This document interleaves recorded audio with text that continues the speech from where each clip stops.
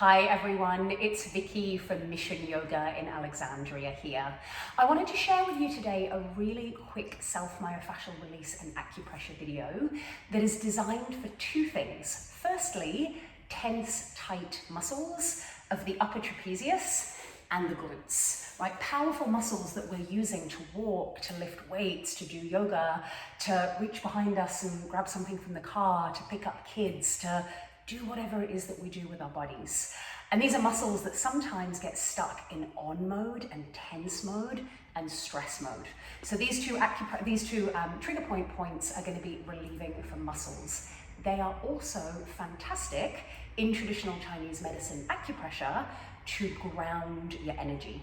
So I kind of think those two things go really well hand in hand, right? If you're stressed, bound up, tense like this, you're probably not feeling very anchored, grounded, or present. So I love these 2 points for both of these reasons. Now, what you will need for this practice is 2 myofascial release balls. Tennis balls are absolutely fine.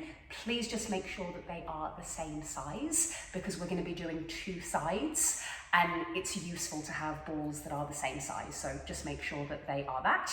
You will also need a yoga block for the trapezius point.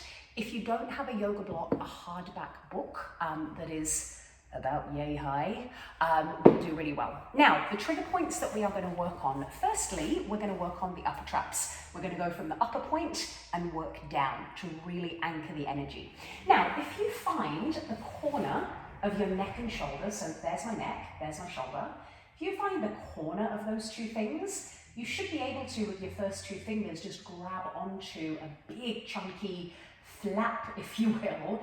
Your upper trapezius goes up to the base of the skull, out to the shoulders, and then goes middle traps, lower traps. So we're going to take the balls on either side of this corner of the neck and shoulders. Now you'll notice that when I put the balls in place, if I take my 2 longest fingers and just slide down, the balls are just there, right? You're not all the way down here in the shoulder blades for this technique. So what I'm going to do first is grab my block or book or rolled up towel or whatever you have to hand. Now, you're welcome to bring this on its lowest setting behind your bum, or you are welcome, if it's a block, to go on the medium setting. Make sure that you're comfortable here, right? You're not forcing it. Now, I've got a ball in each hand. I'm going to mindfully press down into my head, lift my shoulders up and just go one ball into that corner of the neck and shoulders. And then I'm going to test my 2 first fingers of my index and center finger. I'm just going to bring it to my shoulder and I'm going to touch the ball. If you can't touch the ball, they are too low for this particular point. Now, to start with, just find a comfortable place for your arms, down by your sides, slightly out, or even overhead if that works. Firstly, we're just working with compression. Right, the balls are creating a compressive load into the tissue. For me, when it's stress related or post-training or post a big yoga day, this is plenty. You're breathing, you're just letting the body receive the touch, kind of like therapeutic massage. Now, you can add some movement if you wish. So my arms are going to start down by my sides, and then I'm going to breathe in and sweep my arms overhead. Maybe you don't get all the way over. That's okay. Don't force it. And you exhale, your arms come back down by your sides. Let's do that 3 more times. Inhale, go up.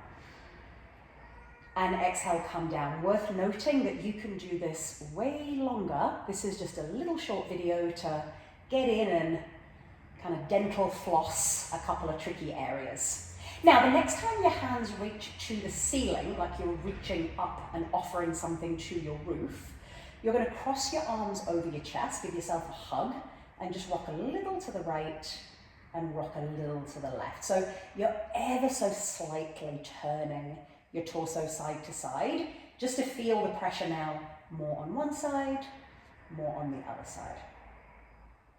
And then the final technique we're going to work with here brings the neck into it, a connector of the shoulder blade and the side of your cervical spine or your neck. I'm going to bring my left hand down by my left hip. I'm going to bring my right arm overhead, however far it reaches. And then without lifting my head up, I'm going to turn and look away from my right arm. It's like you're shy to look at the arm that's overhead. And it doesn't matter how far you turn your neck. And then as you switch your arms nice and slow, you just turn your head the other way. So let's do this a couple of times and slow and steady. So this is pinning and stretching, meaning that we're compressing a muscle, but then we're asking something else to move, which creates this kind of flossing technique, if you will. If you have neck stuff going on, which I do, this can feel really nice after a long day of looking at a phone or a computer. Now, go ahead and come back to center and arms either down by your sides, out to the sides, or overhead. Full breath in, big breath out. Now let's pop the balls out first and just let that tissue have a moment to settle. When you're ready, you're going to pop the block out and just lower your hips down. Now, go ahead and take the balls. I want you to find the very center of each of your butt cheeks. So, if you imagine that you had 2 darts boards for butt cheeks, I want you to find the bullseye, right, dead center. Now, obviously, we are all built differently, so you might want to go out a bit, up a bit, kind of around a bit. I want you to find a good spot. We're looking for now a trigger point in glute max, and also a point called piriformis, which is a downstairs neighbor. So I'm going to ever so slightly lift my hips, put one ball in the right butt cheek, one ball in the left butt cheek, and then I'm going to just sneak out just a little bit, and then let your body sink in. Now, wiggle your feet out to the edges of your mat or towel, or a little wider if you're not lying on anything other than ground. And then you're going to start to rock your knees over to the right, so both knees go right, a little or a lot, and then both knees go left, a little or a lot. So we're moving the thigh bones through rotation here, and we are compressing muscles of external rotation. Right? So this is also what we call a pin and stretch technique, meaning we're compressing, asking something to move, creating a little bit of a glide and slide. But again, the acupressure points, gallbladder meridian, grounding points. Now, come back to center, wiggle your feet a little closer together. Your arms can just be whatever you like. Cross your right ankle over your left thigh, flex your right foot, move that right thigh away from you. Now, this might be plenty, or slowly start to drop your knees over to the right, and then back up to center. And then back over to the right. And center. Do a couple more. So the reason repetition is really good here is the body will adapt to the sensation.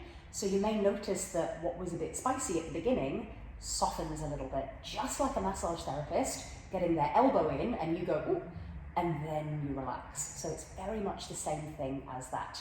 Recenter, right foot comes down, left ankle over right thigh, and then 3, 4, 5 times, knees to the left and center. So I always make my first one quite small, and then I just test the waters back to center. Let's do a couple more.